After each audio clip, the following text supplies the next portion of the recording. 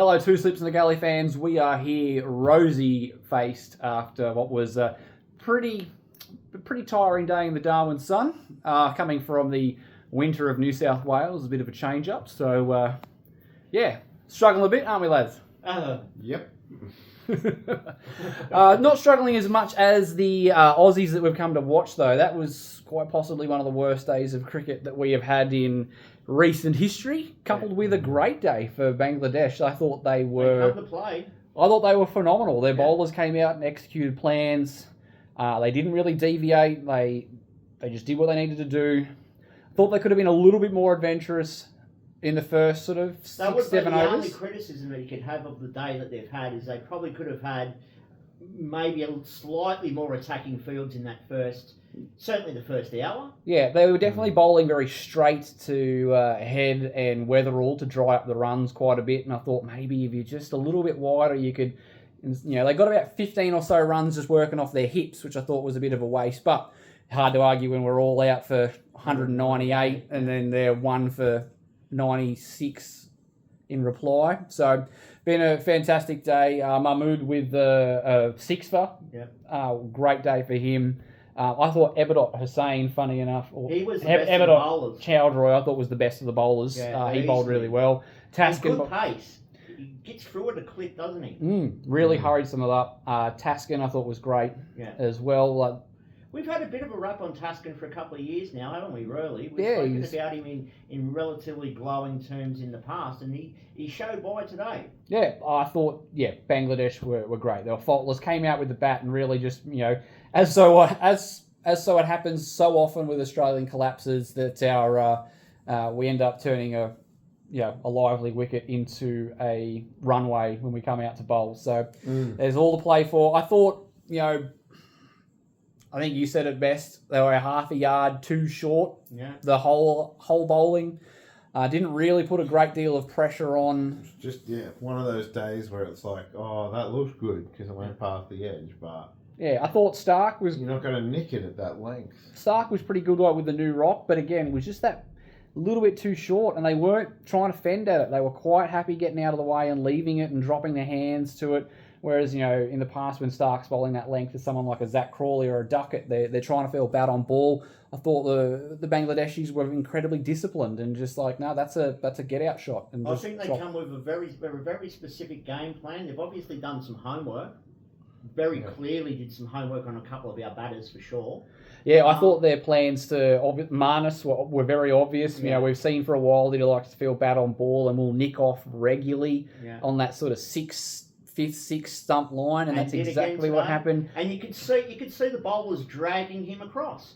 They were bowling a really, really tight line, and then to go to fourth stump, and then a few on fourth stump, then on fifth stump, and guess where he nicked off? Fifth stump again. And they just didn't give him that shot that he likes on the stumps or on his pads to get away. Yeah, and that was what we were talking about all through the day, was that it would have been a bit different if it was like Jake Weatherall, where Jake Weatherall was a dog of a shot, didn't get his feet anywhere near the pitch of the ball, didn't play the right line and ended up nicking off. But Marnus didn't even look like he was trying to score. Like he just was there to leave the ball. And then, I just couldn't see where he was attempting to even look to score runs. And well, there was at least 3 instances that I can remember where he got bat on ball and there was a single there. There was clearly singles there. They had big gaps in cover. They had quite a large gap between mid-wicket and square leg. And he knocked the ball in there a couple of times and just didn't want to run. And it's like, mate, I want to be down the other end if I'm him. I don't want to be facing this, going one. What was it? One off 20. 1 off 20. Yeah. They can't go on. I think we definitely look short of a gallop. I think the only batter that could really say that walk off going, oh, okay, that was a bit rough, was Webster. I think Webster got a pretty decent rock. I don't think the Bangladeshis gave anything loose, but I didn't think they bowled anything that was unplayable. No, they made us make the mistakes. A couple of chop-ons, a lazy sort of just dangle the bat out of it to nick off. A flick to mid-wicket. Cummins, just that lazy waft cut shot. Stark again playing at one. Like, you're going to give them a bit of a break because their tail enders batting in, before tea on day one. But again, Stark and Cummins' dismissals were not great either. They were very ill-disciplined shots. These guys can bat. This is Yeah. the frustrating thing. It's not like they can't bat. They can bat. Well, yeah, I think they had a plan that we're going to go out and make them work for their runs, and we weren't willing to work. No. We weren't willing to do that. We wanted.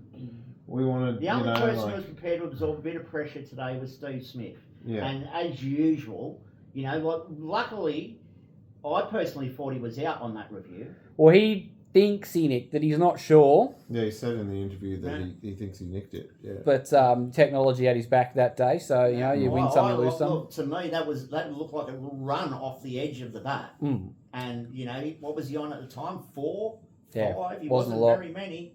So we're out for 130 if that had to been out. If that. Yeah. All of the batters that we had identified in our podcast that were under a bit of pressure failed. Weatherall, he did not look good. I mean, I know he was probably he ended up being the second leading scorer, I think, for us. 20 on. But He was streaky as he didn't hell, look and good. His footwork looked awful. He was just wafting at the ball. He wasn't getting his feet to anywhere near the pitch of the delivery when he was playing those square drives.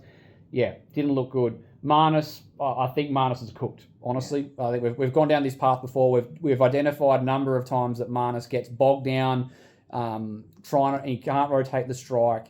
The nicking off on that 4th, 5th, 6th stump line has been an issue now for a little while. He doesn't seem to have a game plan to get out of that.